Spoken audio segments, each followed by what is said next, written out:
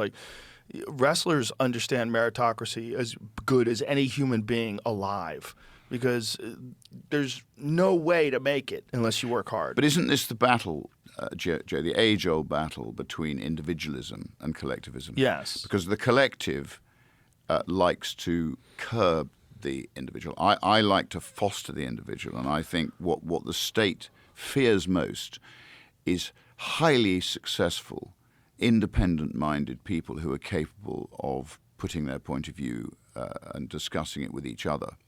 So what they try and do through the taxation in the UK, what they're doing is they're taxing, to your point, people who contribute, who work hard. And there are still a lot of people who fight very hard to feed their families.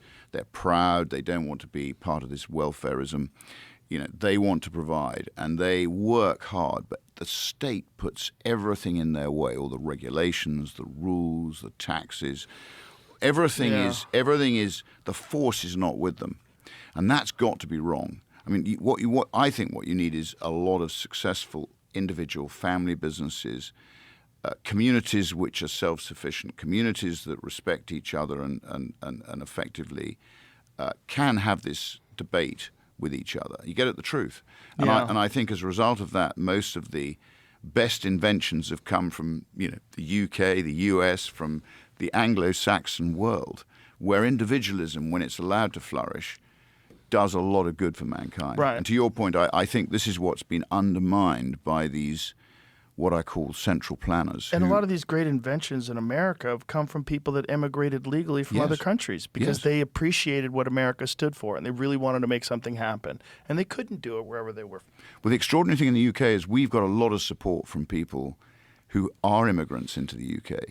They came to Britain because they respected our structures. And what they want is they want structure. They don't want to see the country. Yes, legal descending immigrants in chaos. America have the same perspective. It's the same. Legal immigrants in America are pretty overwhelmingly against the whole open border idea, because it was so hard for them to become an American citizen. It's a very proud moment for them to do it. Like a lot of young people. Got a lot of support from young people who are, again, young people are online. See, this is the thing. Like, so young people are much more, I want to say informed, but at least aware of the issue. They're much more aware of things than older people that are just, again, reading the newspaper and watching television. But don't you think, as it may be the same here in Britain, a lot of them wealth is tied up in what I call the baby boomers. So I'm a sort of tail end boomer because I'm 68, but the sort of bulk of them are probably 70 to 90. Mm-hmm. And a lot of the pension wealth is held there. And a lot of the damage that's been done to our financial markets has come from a aversion to risk. Risk is a good thing, in my opinion. So people need to take risk. Risk, the entrepreneur takes risk and he gets reward if he gets it right. But if you tax him into oblivion, he doesn't take the risk. And what's happened in Britain is the baby boomers, the wealth's all locked up there.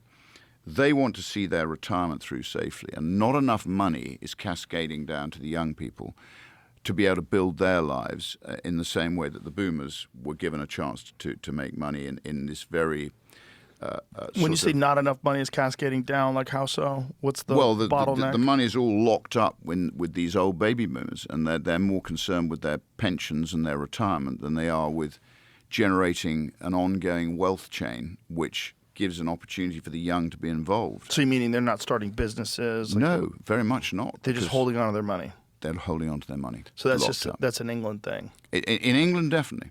I mean, I think it's a big issue. I don't know whether it's an issue here. Is it an issue here? Well, there's certainly an issue here with young people feeling like the system is completely rigged. Cost of housing is through the roof. Rent is through the roof. Groceries are more expensive. Inflation here is a giant problem. It's a giant problem for people that are struggling. We were just looking at something the other day on the internet where it was talking about a number, a number from, what was it, like 2007 or 2008 or something like that? That was like $225,000, and it's $450,000 in today. And like, that's crazy. Yeah. That's like 20 years ago. Like to have something double in 20 years.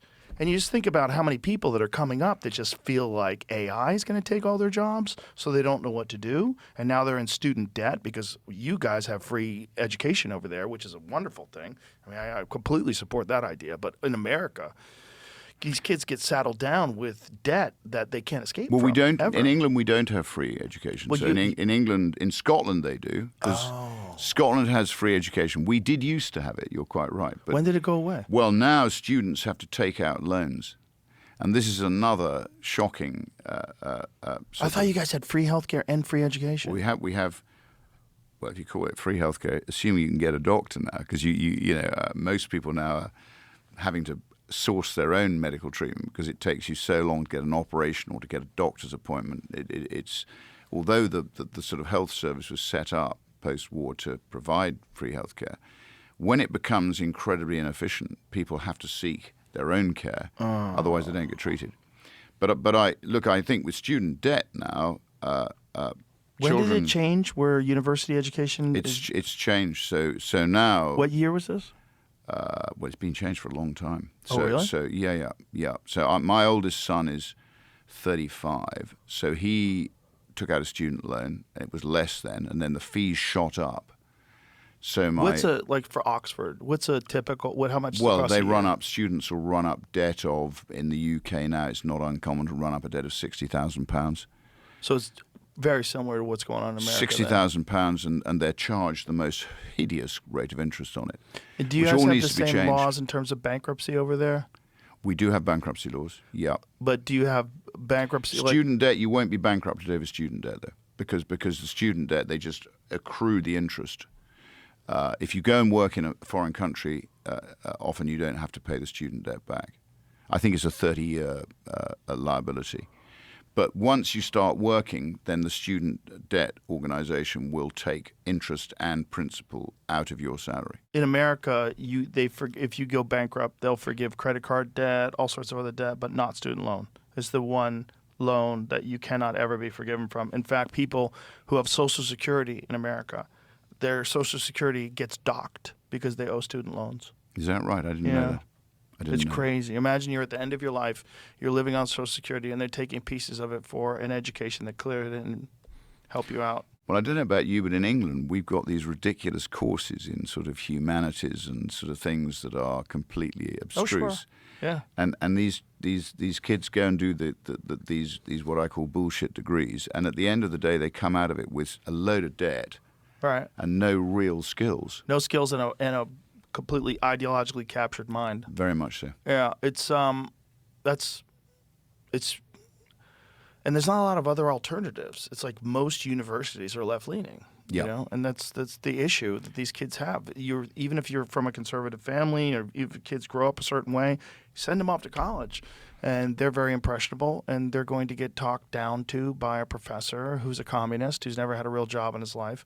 And he seems so smart, and he's very smug, and he insults you if you disagree with him. And he is the ruler of the classroom, and everybody, like little kids, they just give in to this guy's ideas. The next thing you know, you're organizing on school grounds, and you're doing all the same things that the other communists are doing, and you're part of the team. Hey, we're going to fix the world.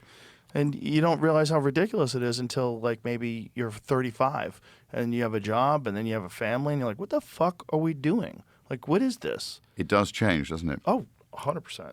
But Oxford's the worst. It's the old expression, Oxford show me a Cambridge. young man. Who's that? Who quoted that? Who was that quote from? Show me a young man who's not was it liberal or is it progressive or whatever it is? Show me a young man who's not a liberal, and I'll show you a man without a heart. Show me an old man who's not conservative, and I'll show you a man without a brain. Yeah. No, well, I don't know who said that, but it's a common Jamie? saying. Let's find out who said that.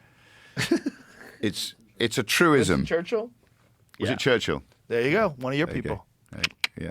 Yeah, brilliant and accurate. And being conservative doesn't mean you're not kind. It's silly. It's just recognition of human nature. And you can't reward people for not putting in effort, because then they will find ways to not put in effort. You can't reward people for being a quote-unquote victim. And I don't mean a real victim of a crime. I mean victimized by society, victimized by circumstance. You can't weaponize that, because people will cling to it. People love excuses. Anybody who does sports, you played hockey, People love excuses. Not today, my back hurts. Today I don't feel up to it. Today I'm a little tired. I can't do the final lap. People love excuses. And when you weaponize that and you give people incentives to be you give excuses and then you put people on their heels like, whoa, I don't want to appear that I'm insensitive. Let's help you out. And then all of a sudden you've got a whole swath of society that has carte blanche over your tax dollars for nonsense. Well, this is obviously what's happened in the UK. When I was brought up, again, competition was a good thing. You know, if you felt a bit rough, you just carried on. You didn't whinge, you didn't moan. You expected to fight for things.